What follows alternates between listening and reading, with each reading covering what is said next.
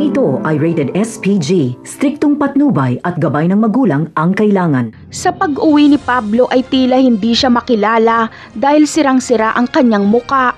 Sinira kasi ito ni Tanggol sa bugbog. Agad na magdideklara ng pagganti si Pablo kaya magpapadala siya ng tauhan sa bahay nila Tanggol para ratratin ito. Swerte ni Lena at Rigor dahil hindi sila tatamaan. Si Tanggol na naman ang sisisihin ni Rigor dahil gusto daw ni Tanggol na patayin si Lena. Hindi pa dito makokontento si Pablo dahil may gagawin siyang kahayupan kay Bubbles. Ipapadukot niya ito at pagsasamantalahan. Hindi niya papatayin si Bubbles at hahayaan niya itong makauwi. Gusto ni Pablo na makita ni Tanggol ang kalunos-lunos na nangyari kay Bubbles bilang ganti niya dito. Hindi pa rin makokontento si Pablo dahil pauulanan pa nila ng bala ang bahay nila Bubbles. Gusto talaga ni Pablo na mapatay si Tanggol.